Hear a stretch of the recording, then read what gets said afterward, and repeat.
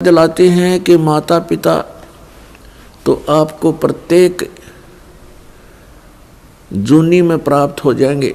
पशु बनोगे वहाँ माता पिता, पक्षी बनोगे वहाँ माता पिता,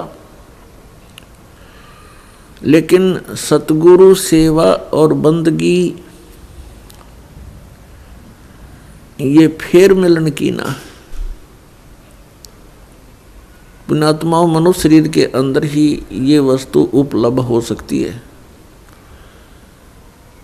मनुष्य शरीर के अंदर ही परमात्मा प्राप्ति हो सकती है और मनुष्य शरीर प्राप्त प्राणी को ही सत्संग उपलब्ध हो सकता है। पुण्यात्माओं, सत्संग मिलना बहुत कठिन है। सत्संग उसे कहते हैं जिसमें सच्चा ज्ञान हो। बाकी सत्संग नहीं है। जिनके ज्ञान ऐसे बच्चों जैसे हैं तो क्या वो संत सत्संग करते हैं? जो अभी तक परमात्मा को निराकार बताया करते थे, क्या वो सत्संग करते हैं? वो झूठ बोला करते थे। अभी तक जो ब्रह्मा विष्णु महेश के माता पिता कहते थे इनके कोई माता पिता नहीं है, इनकी जन्म मृत्यु नहीं होती, तो क्या वो सत्संग किया करते? जो संत ये बताते हैं सतलोक में प्रकाश ही प्रकाश है, भगवान है ही नहीं, आत्मा उसमें जाकर के ऐसे लीन हो जाती है जैसे बूंद समुद्र में, तो क्या वो सत्संग किया करते? वो हमारा जीवन नष्ट करते थे और अपना भी जीवन बर्बाद किया करते थे, तो वो सत्संग नहीं थे। और भोले श्रद्धालु उनके द्वारा दिए गए वचनों को सत्संग जानकर निश्चिंत हुए बैठे थे। अब सत्संग आपको अब प्राप्त हुआ है या उन महापुरुषों ने सत्संग किया था जिनको परमात्मा मिले थे? परमात्मा की प्राप्ति के उपरांत जिन्होंने जो वचन बोले वो सत्संग था। उनमें कौन कौन से महापुरुष थे जिनको परमेश्वर प्राप्ति हुई? जो दास के नॉलेज में है उनमें से चंद महापुरुषों के नाम इस प्रकार हैं। आदरणीय धर्मदास साहिब जी, आदरणीय मुल्कदास साहिब जी, आदरणीय नानक साहिब जी, आदरणीय दादू साहिब जी, आदरणीय गरीबदास साहिब जी, गांव छुडानी, जिला झज्जर, हरियाणा वाले, आदरणीय गीसादास साहिब जी, गांव खेखड़ा, जिला मेरठ, उत्तर प्रदेश वाले। इन महापुरुषों ने जो परमात्मा प्राप्ति के बाद जो वचन बोले वो सत्संग था, और इनके अतिरिक्त जो वचन इन महापुरुषों की वाणी से मेल नहीं खाते वो सत्संग नहीं है। अब इन महापुरुषों ने क्या बताया है? अनंत कोट ब्रह्मांड का एक रति नहीं भारे, सतगुरु पुरुष कबीर हैं ये कुल के सिरजनहारे। ना सतगुरु जननी जने उनके माने बापे, पिंड ब्रह्मंड से रहित हैं नावा तीनों तापे। परमात्मा स्वयं भी आकर के क्या बताते हैं कि चारों युग में संत पुकारे, कूक कहा हम हेल रे, हीरे माणिक मोती बरसे ये जग चुगता डेल रे। पुण्यात्माओं, परमात्मा के गुणों में, परमात्मा की लीला में जो सदग्रंथों में वर्णित है, स्पष्ट किया हुआ है कि वो परमात्मा ऊपर सतलोक में रहता, सचखंड में। संत भाषा में उसको सचखंड कहते हैं और वेद भाषा में उसको रतधाम बोलते हैं। रतधाम मीन सतधाम, सतलोक कहो, सतधाम कहो। संत भाषा में परमात्मा की उपाधि सतपुरुष, अकाल मूर्त, शब्द स्वरूपी राम, आदि से कहा जाता है। वेदों और गीता में उसको परम अक्षर ब्रह्म कहा है, सच्चिदानंद घन ब्रह्म कहा है, दिव्य परम पुरुष कहा है। वो परमात्मा हम सब के पिता है। हम अपनी गलती से काल के जाल में फंस गए हैं, वो दयालु हमारे लिए फिर भी भटक रहे। पुण्यात्माओं, अब समय आ गया है, बहुत सतर्क होना पड़ेगा आपको। असंख्य जन्म हो गए आपको इस काल के लोक में कष्ट पर कष्ट उठाते हैं। उसके विषय में बताते हैं, कोटि जन्म तो भरमत हो गए, कुछ ना हाथ लगा रे। और कुकर सुकर खरबा बोरे, कौआ हंस बुगारे। कोटि जन्म तू राजा की, न मिटी न मन की आशा। भिक्षुक ओ के दर दर घूम लिया, ये मिला ना निर्गुण रासा। इंद्र कुबेर ईश की पदवी, ब्रह्मा वर्ण धर्मराया। विष्णु नाथ के पुर को जाके तू फिर भी वापस आया। असंग जन्म तन मरत्या हो गए, जीवित क्यों ना मरे रे। और 12 मद मैल मठ बोरे, बहुर ना दे धरे रे। दोजक बस्ट सभी ते देखे, राजपाट के रसिया। 3 लोक से तरपत नाही, ये मन भोगी खसिया। 3 लोक से तरपत नाही, ये मन भोगी खसिया। सतगुरु मिले तो इच्छा मेटे, पद्मल पदे समाना। चल अनसा उस लोक पठाऊं, जो आदि अमर अस्थाना।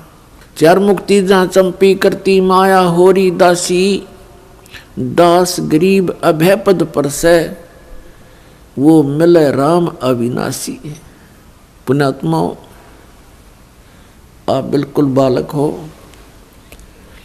काल ने आपकी बुद्धि को इतना सीमित कर दिया, जैसे संतों को हम ऐसे नजर आते हैं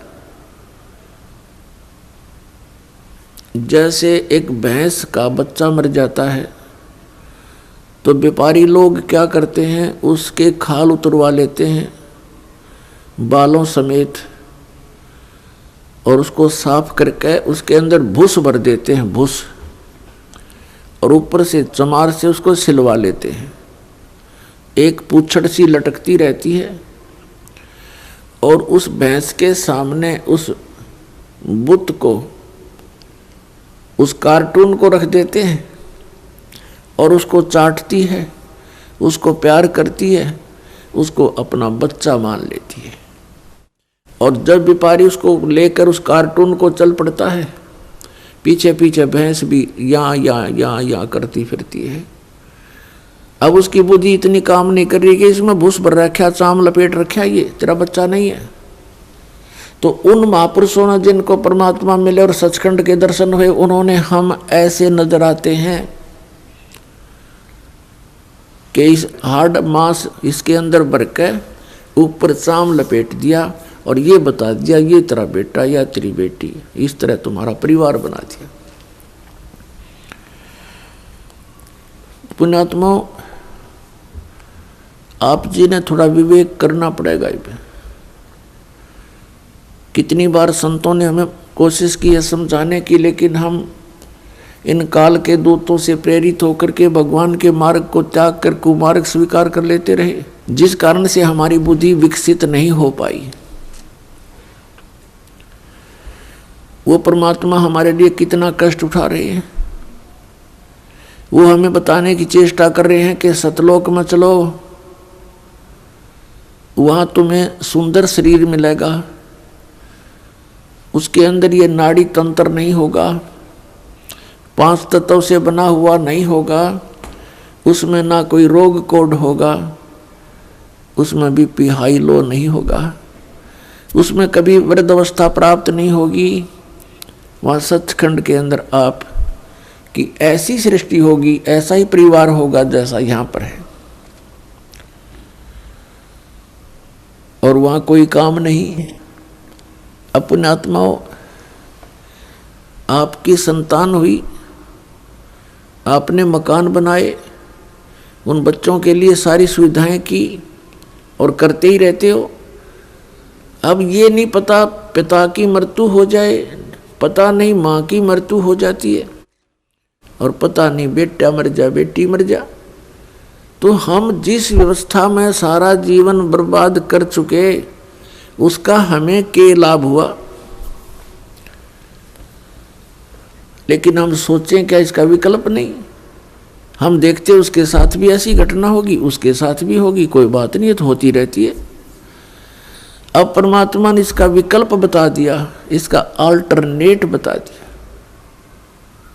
कि जब तक तुम्हारे संस्कार हैं, परिवार में आप रहो, और वो भी भगवान की आत्मा है, आपके बेटा बेटी रूप में रोल करने आए हैं, माता पिता रोल के रूप में आए हैं, तो उनको एक विशेष प्यार देना, आपस में खींचातानी नहीं बढ़ावे।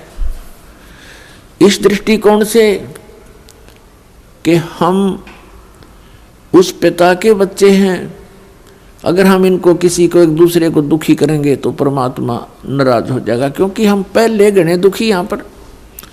फिर हम एक दूसरे को सतावें, कोई वचन से जख्म करें, किसी को और कोई हानि पहुंचावें, तो हम तो कौवे हो गए, कौवे, मनुष्य नहीं रहे।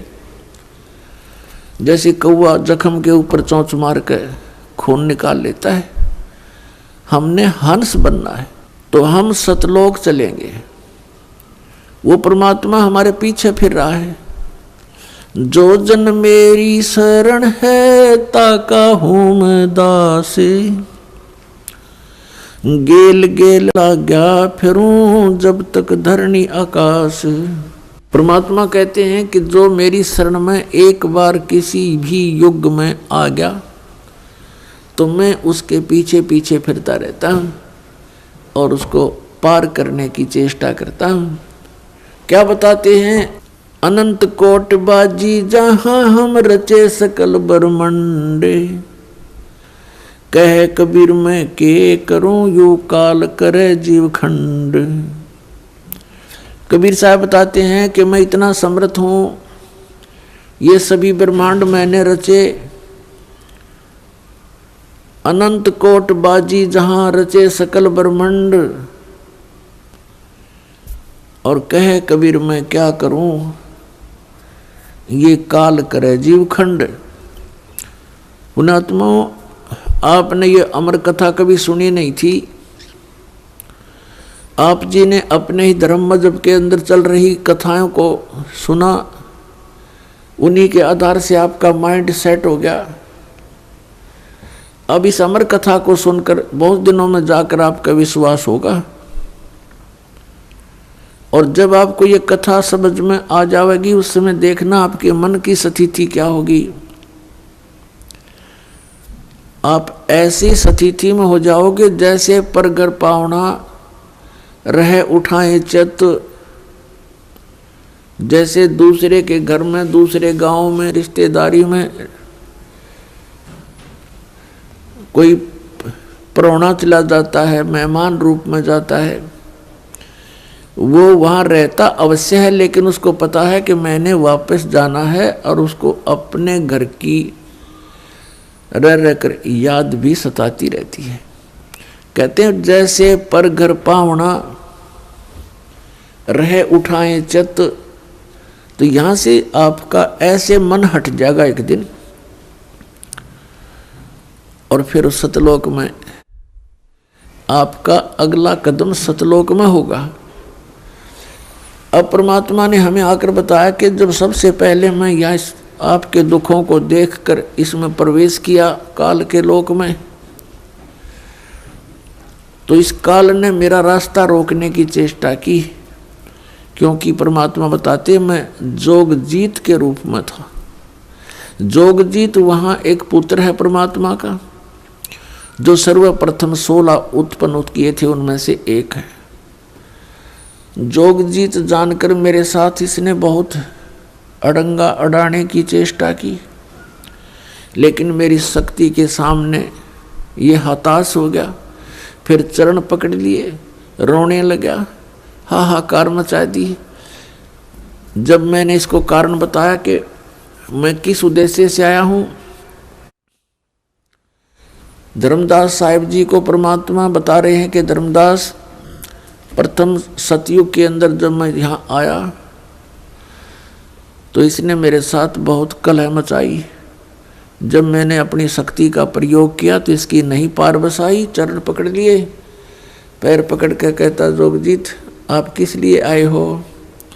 तो मैंने इसको बताया कि मैं नीचे जाऊंगा और सभी प्राणियों को बताऊंगा कि यू परमात्मा नहीं है, यू भगवान नहीं है जिसको तुम भगवान मान रहे हो। और एक ऐसा मंत्र दे के आऊंगा, सतनाम, सच्चा नाम, उसका जाप करने वाले प्राणी को तू रोक नहीं पाएगा। और सभी को बताऊंगा कि तुम यहाँ के रहने वाले नहीं हो। तूने इन सब को नशा करवा दिया, तीनों गुणों से एक एक इंजेक्शन लगवा दिया इनको। तो ये चिंतित हो गया। इसने कहा कि हे भगवान, मुझे श्राप लगा हुआ है 1 लाख जीव आहार करने का। यदि आप इन सब को ले जाओगे तो मेरा क्या होगा।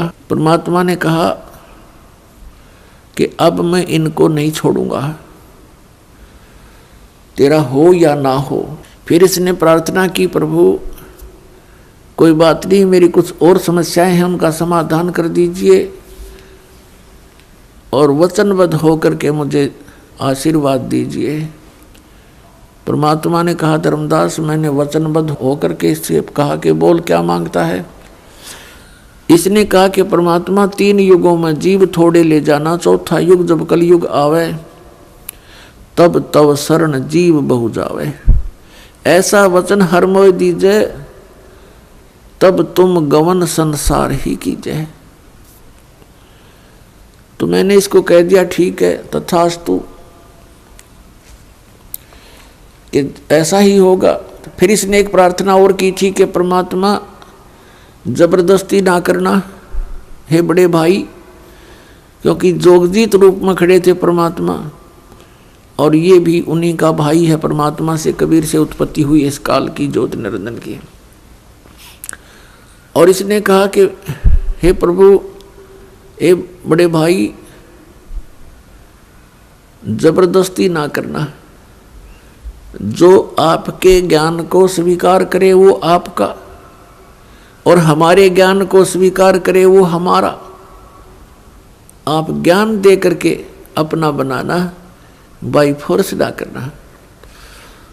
वो तो मालिक को पता। अब यहाँ प्रश्न उठता है पुण्यात्माओं बहुत सी, क्योंकि हमारे अंदर बहुत युगों से ये अज्ञान ठुका हुआ है, भरा हुआ है खचाखच। ये सच्चे ज्ञान को टिकने नहीं देता। ना जाने कितनी शंकाएं उत्पन्न होती हैं। एक शंका तो ये उत्पन्न होगी कि भाई भगवान ने जानी जान, कहते हैं परमात्मा जानी जान है, अंतर्यामी है, सर्वज्ञ है, फिर क्या उनको पता नहीं था ये ऐसे ऐसे वचन मांगेगा। इसको वचन ना देते सतयुग में ही हमें वापस ले जाते। तो ये तो पुण्यात्मा मन की बकवाद हैं, इस तरह के विचार जो जिसके अंदर आते हैं। हम सतलोक में रहा ही करते। यदि हम ऐसे टिकने वाले होते तो पहले ही ना वहीं रहा करते थे। आवश्यकता ही नहीं थी हमें यहाँ आने की, फिर भगवान को यहाँ दुख उठाने की हमारे लिए। परमात्मा को पता था कि सतयुग त्रेता द्वापर में ये प्राणी दुखी नहीं होता। पुण्यकर्मी प्राणियों को मनुष्य जीवन मिलता है सतयुग त्रेता द्वापर में, जिनके बहुत घने पुण्य होते हैं और वो सभी साधना भी करते हैं, मनमुखी साधना करते हैं, शास्त्र विधि त्याग कर भी साधना करते हैं। उनसे सिद्धियां प्राप्त अवश्य हो जाती हैं और उनके पूर्व प्रारब्ध कर्मों के आधार से, किस्मत में लिखे हुए पनों के आधार से उनको सुख होता है, शरीर स्वस्थ होता है। सतयुग में पिता से पहले पुत्र की मृत्यु नहीं होती, जो सबसे बड़ा जख्म होता है पिता के लिए। और पत्नी से पहले पति की मृत्यु नहीं होती, जो पत्नी के लिए बहुत बड़ा दुखदाई होता है। और बहुत लंबी आयु होती है, शरीर स्वस्थ रहता है, आहार बहुत ही अच्छा होता है। तो इस प्रकार जब पिछले पुनों से उसको लाभ होता रहता है, साधना गलत करता रहता है, पाप इकट्ठे होते जाते हैं, पुण्य अक्षीण होते रहते हैं, फिर उसका जन्म त्रेता में होता है। त्रेता में भी ऐसी सती थी लगभग रहती है। फिर द्वापर में होता है, हरे भरे वृक्ष होते हैं, सब जगह जंगल होते हैं, फलदार वृक्ष होते हैं, समय पर वर्षा होती है। तो इस प्रकार ये सोचता रहता है कि जो साधना पूजाएं मैं कर रहा हूँ इनसे मुझे लाभ हो रहा है, अज्ञानता के कारण। तो परमात्मा के ज्ञान को जो पहले वाले साधना से बिल्कुल हटकर होता है उसको ये प्राणी बिल्कुल स्वीकार नहीं करता। अब कलयुग के अंदर ये प्राणी बिल्कुल कर्महीन हो जाता है, पापों की गठड़ी बांध लेता है और पुण्य इसके पास रहते नहीं। ये साधनाएं भी करता है और लाभ कति होता नहीं, या तो नास्तिक हो जाता है या फिर दुख को भोग कर ही अपना जीवन पूरा करता है। और उन अज्ञानी संतों ऋषियों ने, उन्होंने सतयुग के अंदर जो साधनाएं की, अब उनको वो मार्ग मिला नहीं, यह सतनाम उनको प्राप्त हुआ नहीं जो पाप नाश करता है। और जिस कारण से उन्होंने अज्ञान सिद्धांत बनाकर समाज में प्रवेश कर दिया कि कर्म तो भोगना ही पड़ता है, प्रारब्ध में लिखा हुआ तो भोगना ही पड़ता है, इसको कोई चेंज नहीं कर सकता, इसमें कोई परिवर्तन नहीं हो सकता। तो पुण्यात्माओं, हम परमात्मा की खोज इसलिए करते हैं, परमात्मा को इसलिए खोजते हैं कि हमारे जीवन में कोई कष्ट आवे तो वो टल जावे और हमारा कल्याण। कल्याण की तो बहुत बाद में समझ में आती है, पहले तो यही रहता है कि मेरे बच्चे सुखी रहें, मैं स्वस्थ रहूं, कोई ऐसी दुर्घटना मेरे जीवन में ना घटे जो मुझे पीड़ादायक हो। इसलिए हम परमात्मा की खोज में संतों के पास जाते हैं और ये भी हमें मालूम है कि संतों के पास ही उसका समाधान होता है।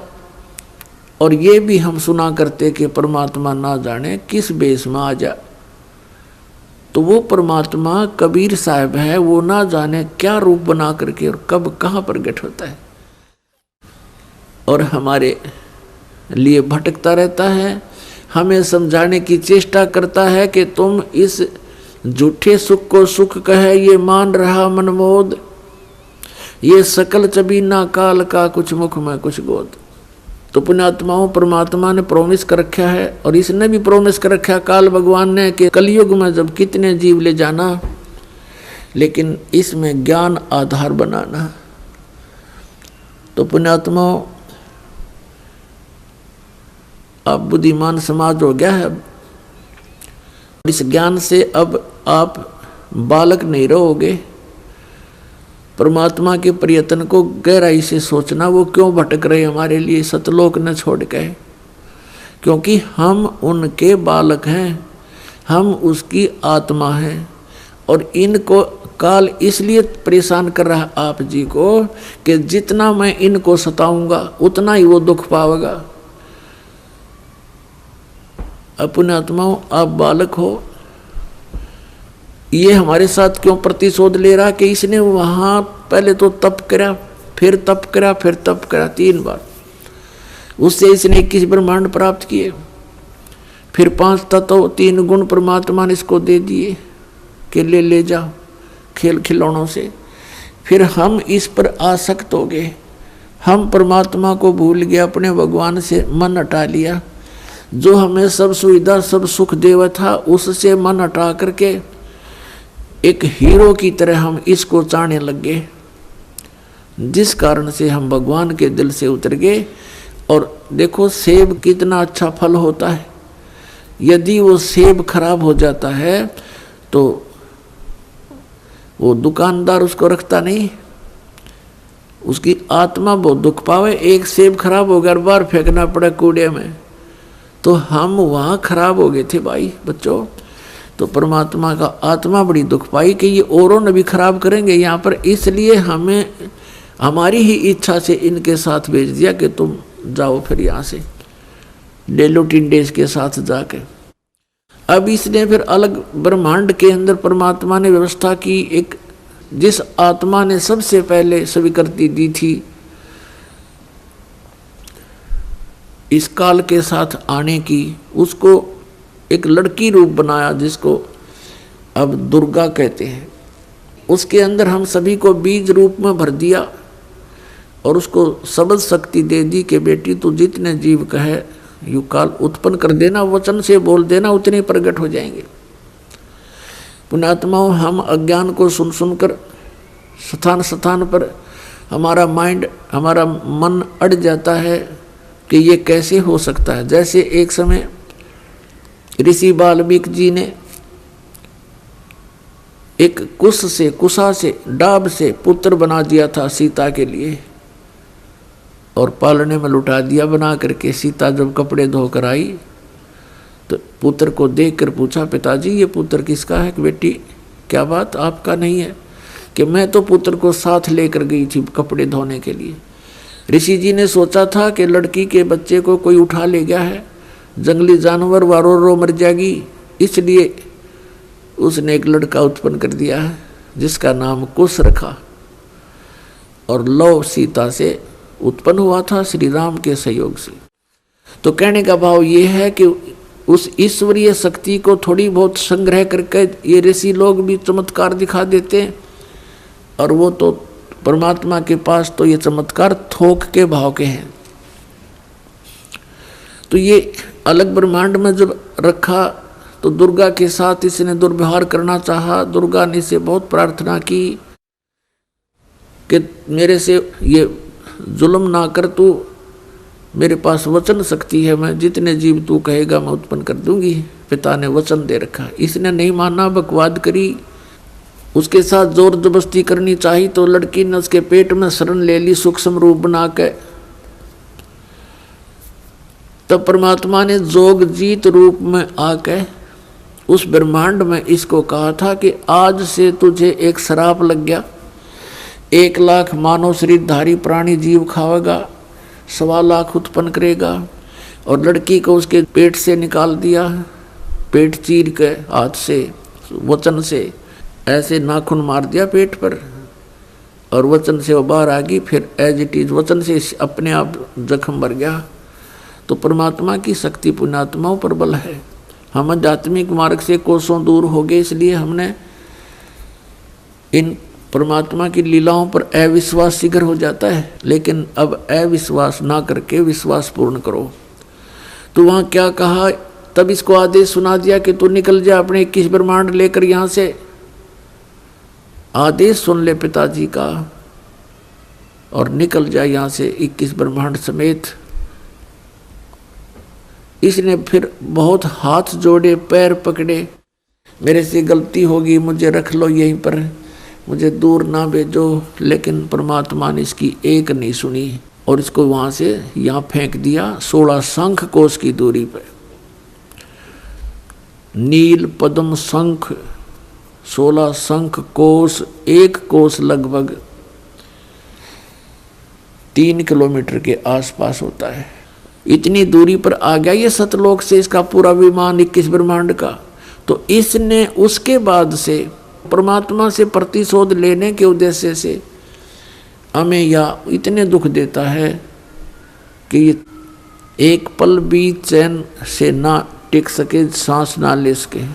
अब देखते हो पुण्यात्माओं, पशु पक्षी ये कितने कष्ट उठाते हैं। आप देखते हो मनुष्य जीवन में कोई सुखी है? इस झूठे सुख को सुख मान बैठे हैं हम। और परमात्मा हमें याद दिलाते हैं आकर के कि तुम काल के जाल में हो। आप जी को इसने मिसगाइड करके इतना ही सीमित कर दिया आपकी बुद्धि को, संतानों उत्पत्ति, कोठी कार लेना, सारा जीवन ये सोच करके बुढ़ापे में सुखी होऊंगा मैं, बुढ़ापे में मेरा जीवन ठीक कट जाएगा, बढ़िया कोठी बना दूं, बच्चों को सुखी कर दूं, गनाए धन बना दूं। अपने आत्मा बुढ़ापे तक, पहली तो ये बात है कि बुढ़ापे तक आप रहोगे कि ना रहोगे, वृद्धावस्था तक। और वृद्ध अवस्था होने के बाद फिर सुख कहाँ से? वृद्ध अवस्था में सपने में भी सुख नहीं है। तो हमारी सारी ही सोच इस टाइप की थी जो हमें केवल दुख दे सकती है, सुख नहीं। बुढ़ापे में कभी तो जाड़ पड़वानी, कभी आंख बनवानी, और कभी कोई बच्चा कुछ बोल रहा है, कोई पुत्र वधू कुछ कह रही है, कहीं पौत्र को कोई गड़बड़ होगी, कहीं पौत्री का गड़बड़ होगी, कोई देवता मर गया, कोई देवती मर गई।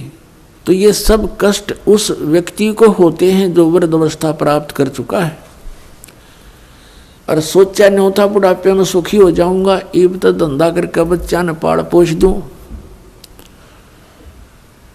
तो पुण्यात्मा बुढ़ापे में तो जिए जानेगा जैसा सुख होगा तुम्हें। तो इसलिए परमात्मा हमें याद दिलाते हैं कि जिस प्रोसेस में आप अपना सारा जीवन न्यौछावर किए बैठे हो, ये आपकी महाभूल है। इसके साथ साथ और भी कार्य आपका एक अनिवार्य है, वेरी इम्पोर्टेंट है, उसको तो आपने शुरू ही नहीं किया।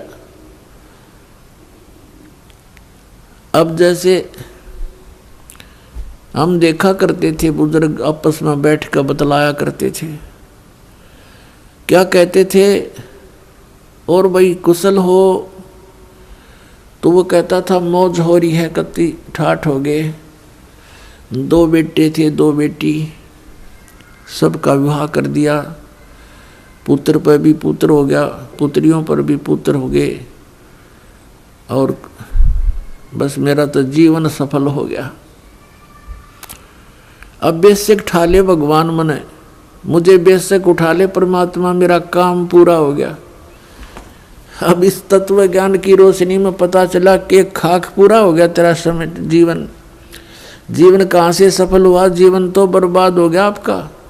और जो कुछ भी आपको प्राप्त हुआ ये तो पूर्व प्रारब्ध में आपका लिखा हुआ था, आपका किया हुआ नहीं, आपका चाहा हुआ नहीं। जैसे संतान होते ही एक ऐसी हमारी मन में काल ने ऐसी प्रेरणा कर रखी है कि हे भगवान बच्चा हो और पुत्र हो, पहला पुत्र हो फिर पुत्री बेशक हो जा। ऐसी टेंडेंसी श्लोक वेद से हमारी बनी हुई है जो बिल्कुल व्यर्थ है।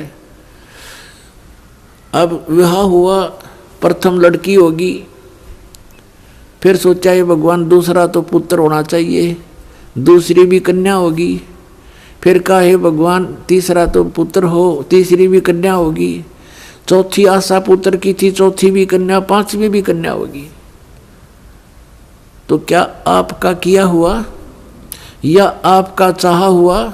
नहीं, जो आपकी किस्मत में था वही आपको मिला। तो आप कहते हो कि मेरा जीवन सफल हो गया, ये तो आपका होना ही था। आपने जो इस जीवन में एक इम्पोर्टेंट कार्य और करना था, अनिवार्य कार्य करना था, वो तो तुमने स्टार्ट भी ना किया। इसकी याद दिलाने के लिए परमात्मा सतलोक से आते हैं। यहाँ के भगवान और यहाँ के ये संत हमें केवल इस माया में ही डबोते हैं, इसी में डालते हैं, हमारे को बाहर निकाल नहीं सकते क्योंकि इनकी पावर नहीं। वो तो स्वयं आते हैं या अपने ही संत बना करके यहाँ भेजते हैं, अपनी भक्ति शक्ति से चार्ज करके भेज देते हैं, और फिर वो संत ये काम किया करते हैं। नहीं, आम संत की कोई औकात नहीं जो काल के सामने इस प्रकार का कोई कदम उठा ले। अब क्या बताते हैं परमात्मा, हम सुल्तानी नानक तारे दादू को उपदेश दिया, जात जुलाहा भेद न पाया वो काशी माहे कबीर हुआ। गोता मारूं स्वर्ग में जा बैठूं पाताले, गरीबदास ढूंढता फिरूं अपने हीरे मोती लाले। परमात्मा कबीर साहब कहते हैं कि गोता मारूं स्वर्ग में और जा बैठूं पाताल, कह कबीर ढूंढता फिरूं अपने हीरे मोती लाल। अब जैसे आपको कल सत्संग के अंदर दिखाया था, रूबरू करा था उन पवित्र सदग्रंथ वेदों से। उसमें क्या लिखा कि परमात्मा ऊपर ध्युलोक यानी तेजो में शरीर में और तेजो में लोक में राजा के समान विराजमान है, और वहां से गति करके नीचे आता है और बहुत अत्यंत गतिशील पदार्थ के समान, जैसे आकाशीय बिजली गिरती है नीचे बहुत स्पीड से, ऐसे परमात्मा सतलोक से गमन करके चल के यहाँ आते। कबीरा वैद बुलाइया पकड़ के देखी बाँ, और वैद न वेद न जाने ही मेरा करक कलेजे माँ। कहते हैं डॉक्टर बुलाया, डॉक्टर ने नाड़ी देखी, बाँ पकड़ के, पहले ये थे थर्मामीटर हाथ से देखा करते हैं, और वैद कहता है इसका कोई बीमारी नहीं और रोज सूखते आवे। कहते हैं कबीरा वैद बुलाइया पकड़ के देखी बाँ, और वैद न वेदन जाने ही मेरा करक कलेजे माँ। उस परमात्मा की और यहाँ के दुखों का जो दुख है, यहाँ के दुखों को देख देख कर कुत्ते ने देखे खाज किधर कीड़े पड़ रहे उसके हैं, किसी खाज लग रही है। ये भी पहले आप जैसे अड़े चौड़े हो कांडे थे और बढ़िया बढ़िया सूट गाड़ के चाले थे, भक्ति करी को नाच ब्रैन माटी करवा ली। तो ये बातें उनको तुरंत याद आने लग जाएंगी जिनकी आंखों का मोतिया बिंदु का ऑपरेशन हो गया, अर्थात जिनको तत्व ज्ञान हो गया। अब तो हम देखते हैं कुत्ते हैं, गधे हैं, सुअर हैं, बैल है, जोड़ रखा गाड़ी में भर रखा सामान, चलता नहीं था, दे लट्ठा गद्दा है गधोरी उस पर। तो हमने सोचा ये तो ऐसे बनते रहेंगे और हम ऐसे ही मनुष्य बने रहेंगे। काल ने ऐसी बुद्धि भ्रष्ट कर रखी हमारी, क्योंकि ज्ञान है नहीं। ज्ञान हो तो हम ये नहीं सोच सकते, क्योंकि यहाँ तो प्रत्येक प्राणी का अपना किया कर्म इसको मिलेगा।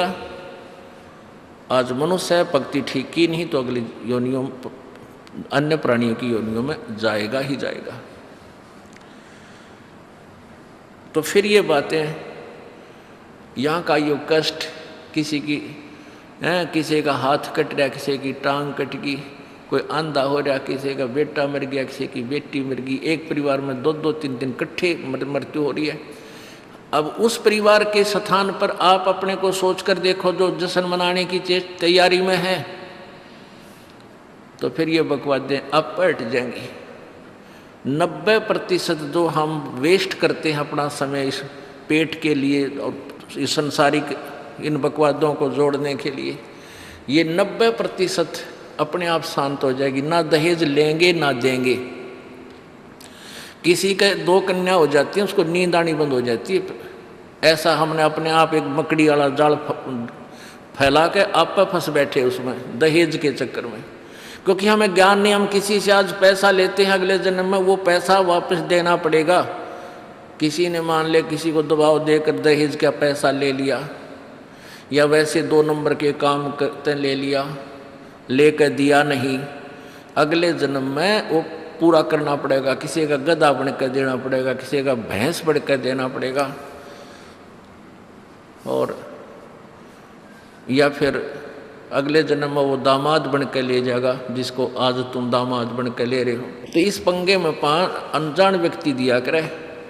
परमात्मा ने जो आपको देना है वही देना है, आपके प्रारब्ध में लिख रखा है। उसमें आप अगर फेरबदल करने की चेष्टा करोगे दूना दुख उठाओगे। फेरबदल भी परमात्मा ही कर सकता है। शास्त्र विद अनुसार साधना करने से आपके भाग्य में ना होगा वो पुण्य, और परमात्मा करवा कर या अपने कोटे से देकर आपको यहाँ होटल वाली सुविधाएं अवश्य देगा, पर अधिक नहीं मांगनी चाहिए। तो ऐसे नानक साहब जी से किसी ने प्रश्न किया, क्योंकि नए नए भक्त बहुत जाते रहते हैं। कहते हैं हे गुरुदेव, हे परमात्मा, आप हमें कभी खुश नज़र नहीं आते, आप खोए खोए से रहते हो।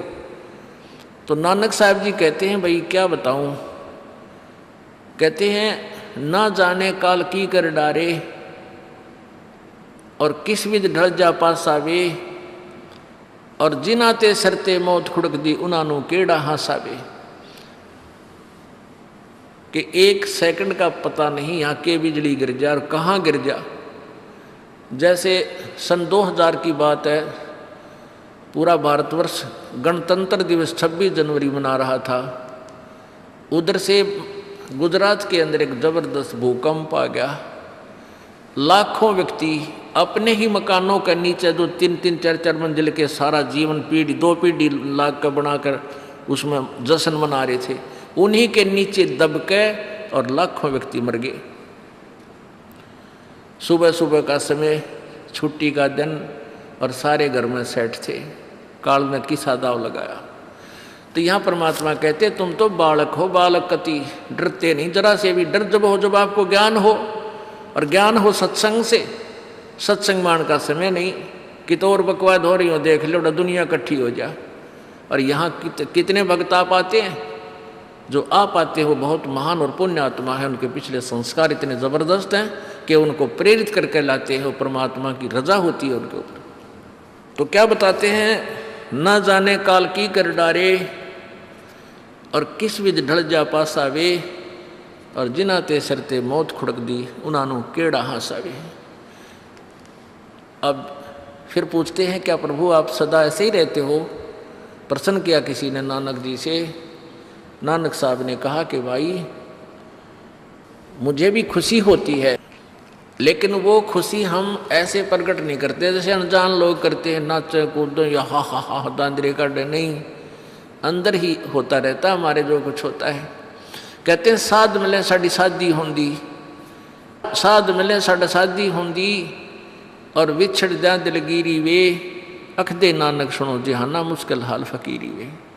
कि तुम भक्तजन जब आते हो मेरे पास सत्संग सुनने के लिए, और जो उपदेश ले चुके हैं, और फिर वो सारे के सारे रह रह कर मेरे पास आ रहे हैं, तो मुझे बहुत खुशी होती है। उस दिन हमारे विवाह होता है, शादी होती है, समागम होता है, चहल पहल होती है। और जब तुम चले जाते हो, विछड़ जाए दिलगिरी वे, तुम चले जाते हो जब मुझे दुख होता है। क्यों होता है? कि तुम काल के उसमें पहुँच चले जाते हो, क्योंकि भक्त कम होते हैं और काल प्रेरित व्यक्ति ज़्यादा होते हैं। मुझे ये डर लगा रहता है कि कहीं ये भोली आत्मा उन काल के दूतों का ना फंस जा, और उनकी बातों माँ के भक्ति ना छोड़ दे, इनकी दुर्गति ना हो जा। जब तुम ठीक ठाक वापस आ जाते हो सभी, तो मेरी आत्मा खुश होती है। उस दिन मेरी खुशी का कोई ठिकाना नहीं होता, लेकिन वो होती है अंदर ही अंदर, लोग दिखावा नहीं होता। साध मिले साढ़ शादी होंदी, और विछड़ जा दिलगिरी वे, अख दे नानक सुनो जहाना मुश्किल हाल फकीरी वे। भाई कहते हैं भक्ति करना बहुत मुश्किल है। मुश्किल इन काल के दूता ने बना दी, जनता ज्ञानहीन कर दी। जो भक्ति नहीं करते वो तो सीधे काल के जाल में हैं ही। जो भक्ति करने की चेष्टा करते हैं तो किसी का तो पति लाठी ठाए पाओगा, उसके पति ने कोई और इंजेक्शन ला जाएगा। यो क्यों होया भाई, हम भी तो नाम ले रहे हैं, हम वहाँ जाते हैं, हम तो 6 महीने साल में कभी कभी जाते हैं, और आप कहते हैं 10वें दिन भाग लेते हैं।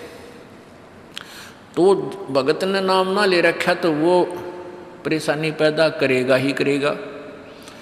किसी की पत्नी ने नाम नहीं ले रखा, भगत ने ले रखा है, तो वह सींग पिनाए पावेगी। किसी के कहने सुनते हैं, जानते क्या सुनी घर में होगी। काल ने तक करवाना है कि किसी प्रकार ये वहाँ जाना छोड़ दें, तेरे जाल में फंसे रहें। इसका तो पूरा प्रयत्न रहेगा। लेकिन पुण्यात्मा यु ज्ञान रूपी ढाल आपको इसलिए दी जाती है कि अपना बचाव करो, और भक्ति मत छोड़ना चाहे कुछ भी हो। आप पुण्यात्माओं अपने घर के काम में, ठीक है, पति पत्नी बच्चे सब कोई कार्य करना है तो सब मिलकर सलाह बनाकर कर लें, बहुत अच्छा होता है। उसमें कोई हानि लाभ भी हो जाती है तो विशेष दुख नहीं होता। उसमें अवश्य राय एक दूसरे की लेकर काम कर लेना चाहिए।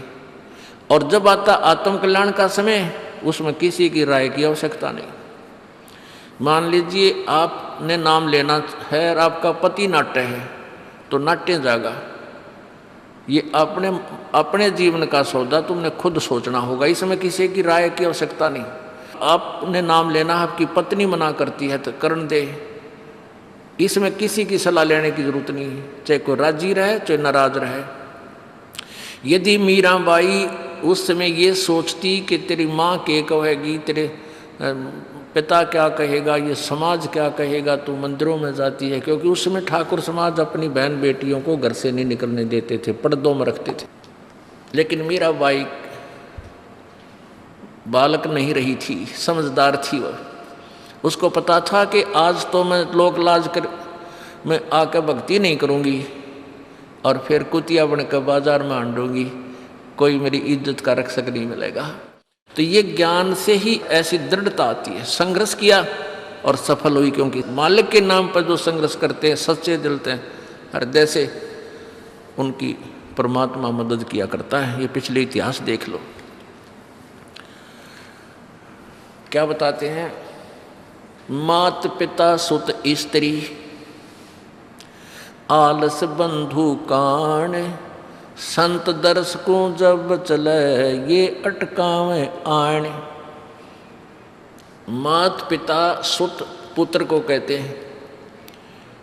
स्त्री जैसे कोई बालक हैं 15, 16, 10 वर्ष के, वो माता पिता के अधीन होते हैं। और बच्चे का समझ में आ गई और माता पिता मना करते हैं तो उनके अधीन है वो। और बच्चे जवान हो गए, बूढ़ा बूढ़िया का समझ में आ गई, फिर वो बालक बाधा करेंगे, वो रोकते टोकते हैं, तीसरा दिन चल पड़ते हो, किराया कितने डावा फलाना है, यानी कुछ ना कुछ बाधा कर सकते हैं। किसी का पति बाधा कर सकता है, किसी की पत्नी बाधा कर सकती है। जब भक्ति की तरफ अग्रसर होता है या सत्संग में आने की तैयारी करता है। या फिर आलस बंधु कान, आलस माने आप ढीले गोडे छोड़ दे, फिर देखांगे इबका नहीं जाता, सर्दी घनी है, गर्मी घनी है। और या बंधु कान, लोक लाज, इनके कारण ये है भक्ति में बाधक। अब क्या बताते हैं परमात्मा। मात पिता सुत स्त्री आलस बंधु कान, संत दर्श को जब चले ये अटकावे आण। इनका अटकाया अटके नहीं, और संत दर्श को जाए कह कबीर सो संत है आवागमन नसावे। इनका अटकाया अटके नहीं, और संत दर्श को जाए यानी सत्संग में अवश्य जावे, कह कबीर सो संत है आवागमन नसाए, उसका कल्याण होगा। आज मीराबाई जी का कितनी श्रद्धा और आदर के साथ नाम लिया जाता है। और यदि वो उसी तरह की क्रियाएं करती जो उस समय की बहन बेटियां लोक लाज में फंसका अपना जीवन बर्बाद करगी, आज वो कुतिया बनी आंडे। परमात्मा कहते हैं नकबे सर नकबे बनी वह पैर थी हार हमेल, और सुंदरी से वह कुतिया बनी सुन साहिब के खेल। बीबी पड़दा रहे थी डोडी लगे थी बार, अब गातु गाड़े फिरती है वो बन कुतिया बाजार। वो पर्दे की सुंदरी सुनो संदेशा मोर, इब गातु गाड़े फिरती है वो करें सरायों शोर। अब जो डोडी पर्दे जिनका लग गया करते, पर्दे में रहा करती थी, जो अपने आप को ऊंच घरों की बेटियां बहू कहा करती थी, उनका सत्संग की छीट लगी, नहीं करते बाहर निकली, नहीं पूर्व जन्म की पुण्यात्मा थी, उनको कोई रानी बन गई, कोई महारानी बन गई, कोई अच्छे घर में इस मायाधारी मस्करिया का जन्म हो गया। और वो भगवान से दूर रहने के कारण फिर अगले जन्म में कुतिया की योनि पाती है। तब तो पर्दों में रहती थी, उंगली भी ना दिखने दे थी, किसी बाहर कहीं हमारी बेइज्जती ना हो जा, मेरी पत्नी जो है सत्संग में चलेगी तो इज्जत का नाश हो जाएगा। और वह इज्जत फिर उगाड़ी आंडा है कुतिया बनकर। कहते नकबे सर नकबा बनी पैर थी हार हमेल, 1-1 लाख के गहने पहरा करती, आज वो सुंदरी से कुतिया बनी, देख साहिब के खेल। तो पुण्यात्मा ये इन बातों से डर लगना चाहिए। इन बातों से डर लगने लगेगा, मालिक में रुचि बनेगी और भजन करने को दिल करेगा। और ये लोग दिखावा जो ड्रामा है, नाचा कूदी, ये बकवाद मन में आवे को नहीं, ये कहने की आवश्यकता नहीं पड़े। दास ने कैसा मत करियो, हाँ कहना तो पड़ता है एक बार बालक को, कुछ दिनों के बाद फिर आपकी रुचि ना बढ़े। इतना तो इस दास को विश्वास हो गया है कि परमात्मा के बच्चे भगवान को पहचानने लग गए, क्योंकि अब शिक्षित समाज है। आपको नाम दिया जाता है, नाम देने से पहले सब नियमों से परिचित कराया जाता है। और हमने ये पुस्तक बनाई है भक्ति सौदागर को संदेश।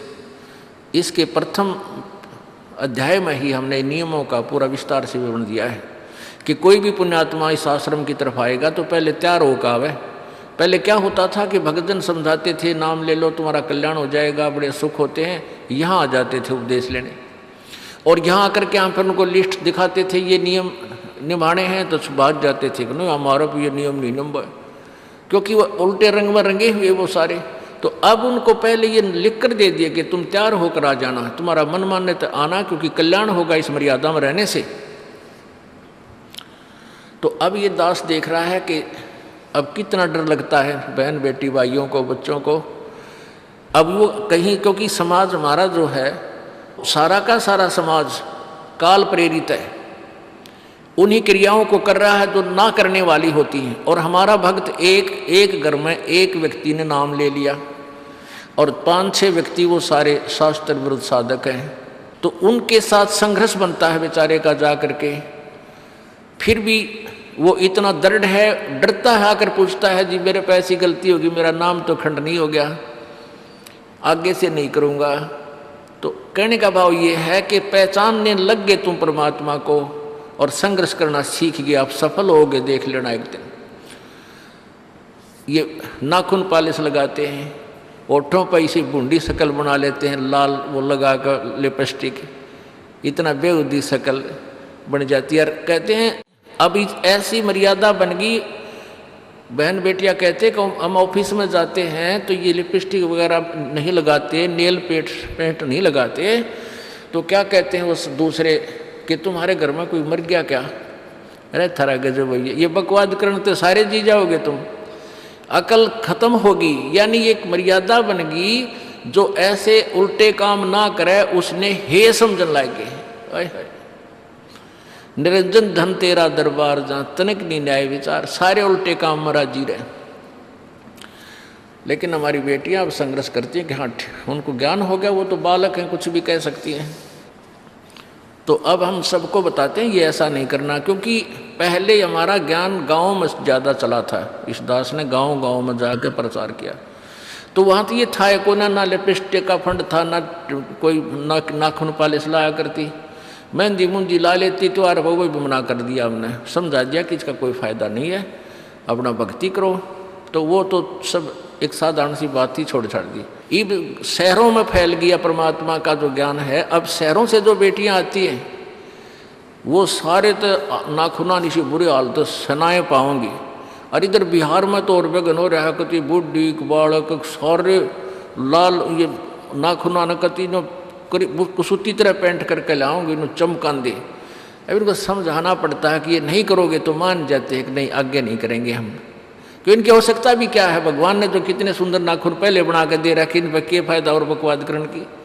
तो मालिक ने जो अंग दे रखे हैं वो बहुत अच्छे बना के दे रखे हैं, इसमें हमको फेरबदल करें, ये हमारी वो लोग दिखावा मेकअप है, इसकी हमें आवश्यकता नहीं। अब तो हम आपको बता रहे हैं, समझा रहे हैं पहली बार, फिर आप पे सियाने हो जाओगे, आपकी अब पर रुचि ना करे। जैसे नानक साहब कहते हैं, ना जाने काल की कर डारे किस विध डल जा पासा वे, जिना के सरते मौत खड़क दी नानू के डांसा वे। अब प्रसंग था कि साध मिले साड़ी शादी होंगी और भी छड़ जा दिलगिरी वे, अख दे नानक सुनो जहाना ये मुश्किल हाल फकीरी वे। तो नानक साहब क्या बताते थे कि तुम जाते हो यहाँ से सत्संग सुनकर, और वहाँ आप ऐसे समाज में जाते हो जो सब काल प्रेरित होकर के वो साधनाएं, वो क्रियाएं, वो ड्रामाबाजी करता है, जिससे मुझे डर लगा रहता है कि कहीं आपकी क्रियाएं भंग ना हो जाएं और आप काल के मुंह में चले जाओ। जब तुम वापस आ जाते हो तो मुझे बहुत खुशी होती है कि परमात्मा के बच्चे काल के जाल से बचे हुए, तो उस दिन खुश होता हूँ मैं। और तुम चले जाते हो तो मेरी एक तो वो ज्ञान कि यहाँ काल का लोक है, ना जाने कब जाना पड़ जावे, इस कारण से डर से अपनी भक्ति करता रहता हूँ। और एक तुम्हारी भी चिंता खाती रहती है कि कहीं काल के जाल में ये बालक फिर ना फंस जाएं। तुम वापस आ जाते हो एज इट इज, तो फिर मेरी खुशी का ठिकाना नहीं रहता। साध मिले साड़ी साधी होंदी, साध यानी साधु संत, ये भक्त आप साध हो। साध माने जो साधना कर रहा है, और साधु सोए जो सीधा चाल है, यानी जो और लोग दिखावा बकवाद नहीं करता, शराब मांस तम्बाकू नहीं पीता, और मेकअप वगैरह शरीर के वापस जरूरत नहीं। कहते पति भरता भावानी चोम चटक श्रृंगार। जो पति भरता यानी जिसने केवल अपने पति से ही लगा हुआ है, फिर उसने बकवाद करने की क्या आवश्यकता है। तो कहने का भाव यह है कि हम सच्चे ढंग से जब लगेंगे, फिर हमने अब तो इच्छा ना हो किसी वस्तु की। परमात्मा कहते हैं इस काया का गर्व ना करियो, के काला के गोरा रे,